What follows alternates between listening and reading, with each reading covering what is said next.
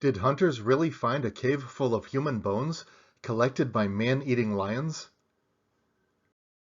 The 1996 film The Ghost in the Darkness tells the terrifying true story of a pair of male lions hunting the workers on a railway construction site in Kenya in 1898 and 99. As told in the book The Man-Eaters of Tsavo by Colonel John Henry Patterson. More than 30 men were killed, some dragged from their tents at night. Some pounced on from the bushes, and some run down in daylight in front of their terrified co-workers. Colonel Patterson was the lead engineer for bridge construction and a fine Irish gentleman. He spent many nights hiding in trees, waiting for an opportunity to shoot the man-eaters, and many days walking through the thorny wilderness looking for them. Patterson finally hunted them down, one after the other. But his adventures did not end there, as he went on more game hunting hikes through the wilderness. There were some rocky-looking hills lying to the southwest of Tsavo, which I was particularly anxious to explore. So on one occasion, when work had been stopped for the day owing to lack of material, I set off for them, accompanied by my Indian gun-bearer, Mahina, and a Punjabi coolie. As I followed up this ravine, walking stealthily along in the delightful shade of the overhanging palms, I observed on my left a little nullah, dry riverbed, which opened out of the main channel through a confused mass of jungle and creeper.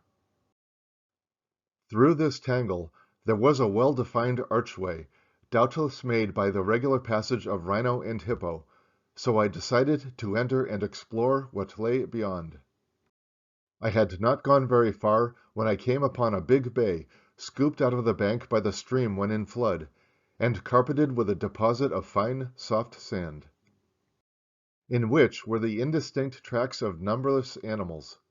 In one corner of this bay, close under an overhanging tree, stood a little sandy hillock. And on looking over the top of this, I saw on the other side a fearsome-looking cave, which seemed to run back for a considerable distance under the rocky bank.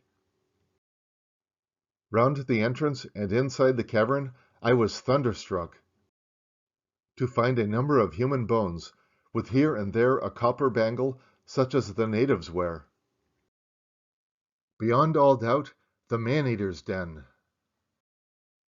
In this manner, and quite by accident, I stumbled upon the lair of these once dreaded demons, which I had spent so many days searching for, through the exasperating and interminable jungle during the time when they terrorized Tsavo. I had no inclination to explore the gloomy depths of the interior, but thinking that there might possibly still be a lioness or cub inside, I fired a shot or two into the cavern through a hole in the roof. Save for a swarm of bats, nothing came out, and after taking a photograph of the cave, I gladly left the horrible spot, thankful that the savage and insatiable brutes which had once inhabited it were no longer at large. The film increases the dramatic tension by showing the discovery of the lion's den while the man-eaters were still alive and on the hunt. Plus, Patterson finds it up in the hills instead of down by a riverbed. But was a cave full of human bones really found? From what I read, the two lions dragged their victims just far enough for a safe place to eat. And victims did not disappear as if they'd been dragged away for miles. Meanwhile, the cave Patterson found has been rediscovered and explored. In 2001, researchers at the Field Museum in Chicago questioned whether the cave den of the man-eating lions of Tsavo in Kenya actually ever was found. Researchers from the museum spent 3 weeks excavating the cave, and we didn't find anything, said Chipurika Kasimba, Associate Curator of African Anthropology at the Field. Kusimba noted that though Patterson photographed the mouth of the cave for his book, He never took any pictures of the artifacts he claimed to have found. Kusimba said his excavation was designed to recover the most evidence possible and included areas around the cave where any remains would have been flushed from the cave by floods. He said it is possible remains were carried away by scavengers or other people. More likely, Patterson discovered a secondary internment site used by the indigenous Taita people for their ancestors. A year after a loved one's death, the Taita take the skull and sometimes the long bones of the body and place them into an ancestral shrine, usually located in a cave, rock crevice, or rock shelter. The skulls stare in the distance, as if they had deliberately been placed to keep watch over the valley below and beyond, Kusimba said. Archaeological evidence indicates the Taita lived in the area long before the railroad was built.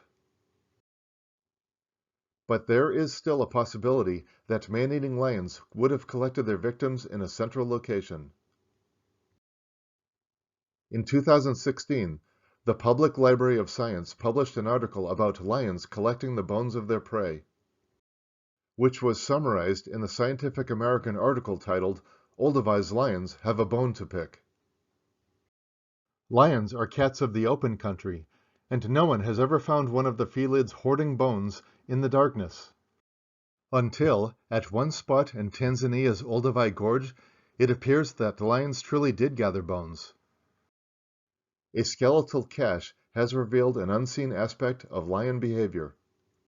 Even though Olduvai is best known for the prehistoric humans found there, today the spot is part of the Great Serengeti ecosystem that stretches across Kenya and Tanzania.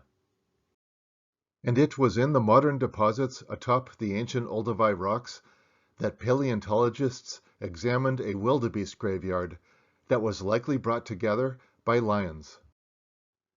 The remains of at least 55 blue wildebeest were uncovered at Olduvai, some almost intact, but many missing vertebrae and ribs.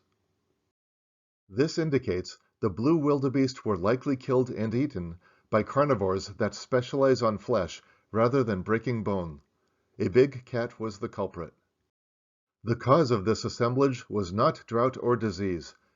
The wildebeest were carried there, a follow-up study reports, and their bones suggest big cats were responsible. This is the first time that anyone has found evidence of lions creating such a boneyard.